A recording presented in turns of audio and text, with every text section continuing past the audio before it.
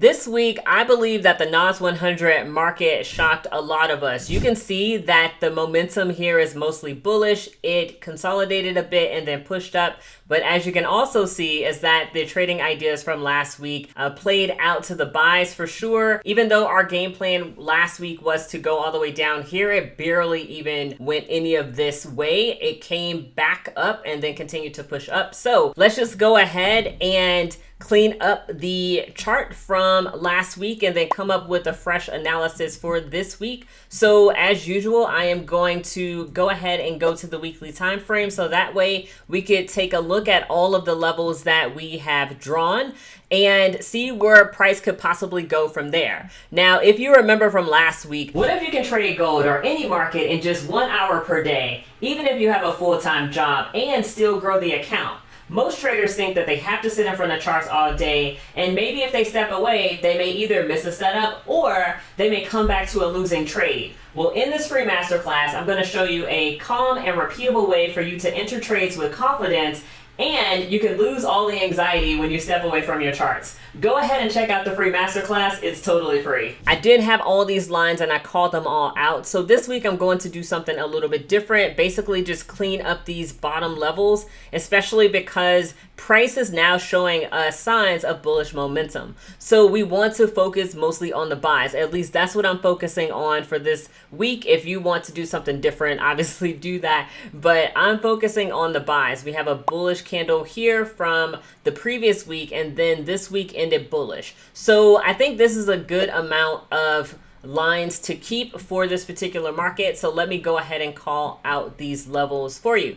So this top line, just starting at the very top, working my way down, this is at 22,227, and then we have this black line here that is 21,729, and then this level here that is at 21,374, and then this line here at 21,021, and then we also have this yellow zone here that is at 20,656, and the difference between the yellow and the black lines that I have here on the screen are that my yellow lines are my key levels, and these lines right here, these horizontal rays, are actually minor levels. So that is something to keep into consideration. So this next level is at 20,335. Next, we have 19,862, and then next we have this level at 19,431. Now keep in mind that these may change as we go down to lower time frames to account for the new data that we have. So this yellow line here is at 19,202.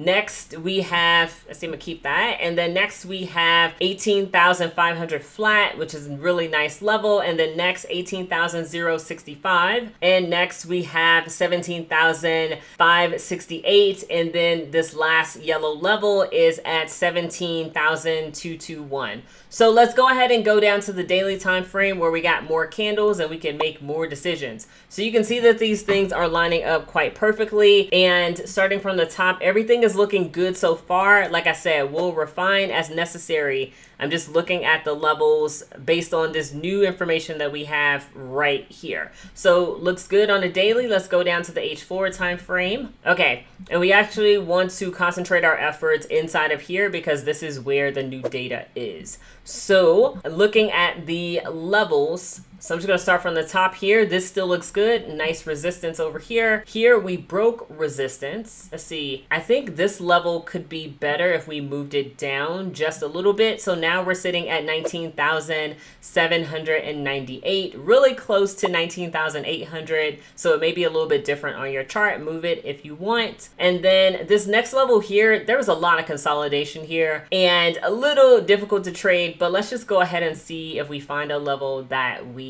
like. You know, I think I like this level right here at 19,484, but let's go on lower time frames shortly to see if we still like it. This is still good. All this is still good. Price didn't really affect this level too much. We can see a nice support here. Still lines up with what we had before. We did have a gap. We had a support. still looks good. Let's go to the H2. All right, so now with more details, let me see if I still like the level that I drew or that I moved on the last time frame. Okay, so looking at this level, I do see the level of support here, and then I also see a level of support here. So let me squeeze this in just a little bit to see how this will look. You know, I actually like this level at 19,653. However, it is really close to this level right here. So I can make some decisions here. Do I get rid of this level and keep this level? And that's exactly what I'm going to do. So I'm just going to get rid of this one because when price came up, it formed a level of support, and this is that lowest level of support. Let me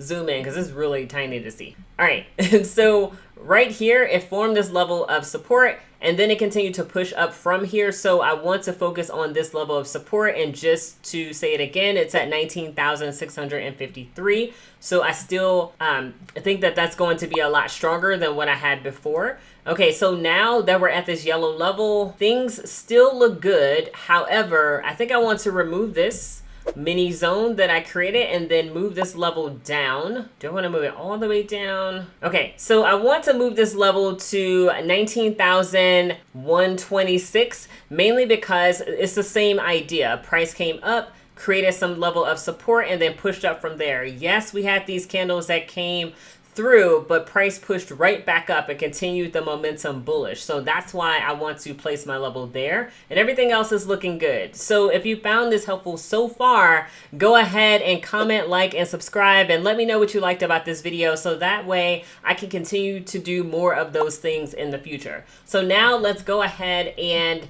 look at the H1 time frame before we go into our game plan for the upcoming week. All right, so just making this bigger, just verifying that I like everything that I see. So this yellow level is something that we moved. Just going to push this down a little bit. Now this is sitting at 19,095. Still looks great for everything else. Okay, cool. So now that we know that the NAS100 market is mostly in bullish momentum, we mostly want to look for buys, even though I still like to plan for the downside. So one of the things that I see here is that there is a resistance that was formed here on the H1 time frame, and this level is at 20,144, and price could potentially do a number of things. So price could potentially come back down to, maybe not all the way down here, but somewhere in here. Let's just say come here and then continue to move up. I've created another community here on School called Consistent Profitable Traders.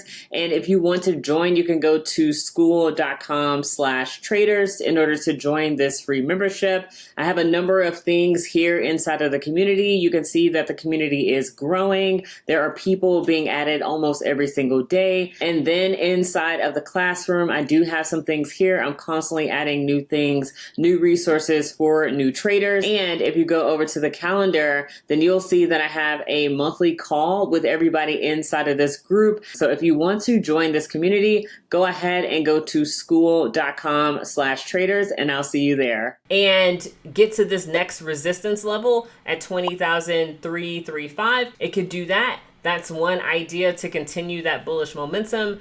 And then another idea that I have is for price, once it breaks and close above here, then be looking for a buy opportunity between this resistance and this resistance, giving me about 189 point range.